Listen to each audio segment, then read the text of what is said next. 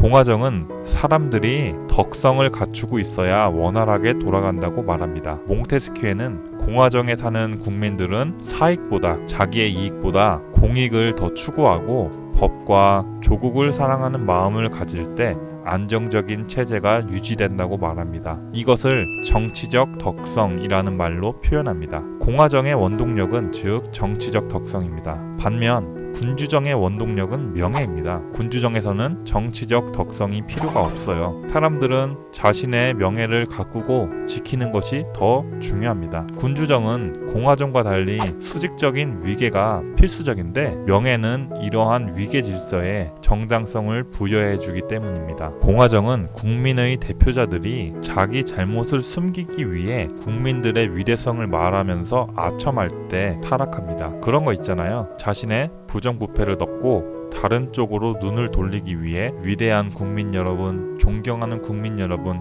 이러면서 사람들의 자긍심을 막 부추기는 그런 연설들. 위대한 국민 여러분, 당신들은 위대함으로 이런 것들을 요구해도 됩니다. 여러분들은 더 많은 권리와 이익을 가질 자격이 있습니다. 이런 식으로 사람들의 탐욕을 부채질합니다. 이미 대표자들이 부패한 상황에서 국민들의 정치적 덕성마저 무너지고 이윽고 나라 전체가 타락하게 됩니다. 법을 사랑했던 국민들은 이제 더 이상 법을 사랑하지 않게 됩니다.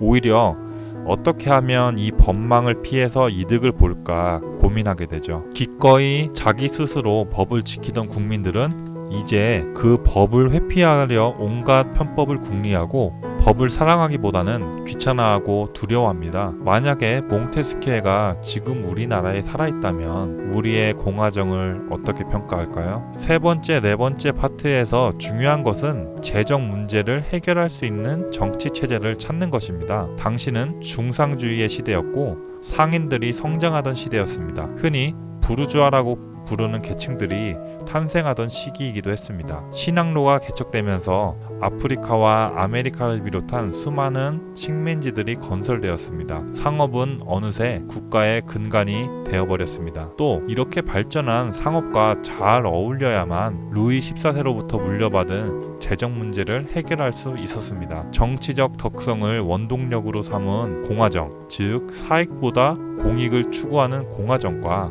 명예를 원동력으로 삼는 군주정, 이 둘 중에 무엇이 더 상업과 어울릴까?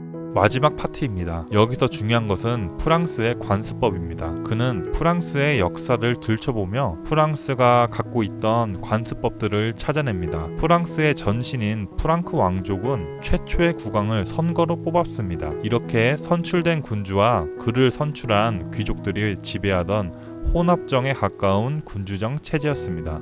프랑스의 전통에 맞는 이러한 혼합정과 어울리는 정치체제가 군주정과 공화정 중 과연 무엇일까요? 결론입니다. 자유가 보장되고 상업과 더 어울리며 프랑스 전통과 더 어울리는 정치체제는 제한된 권력을 가진 군주정입니다. 조금 더 설명을 덧붙이자면 입법부와 사법부가 행정부의 권력을 견제할 수 있는 국가를 말합니다. 우리 정치체제와 다른 점은 행정부의 수반이 대통령이 아닌 국왕이라는 점입니다. 몽테스키에는 영국의 의회제도도 좋지만 그것을 발전시켜 도입하기보다는 당시 프랑스에 큰 거부감이 없는 정도의 개혁을 원했습니다. 개혁의 부작용을 없애려면 너무 급진적이면 곤란하다고 생각했기 때문입니다.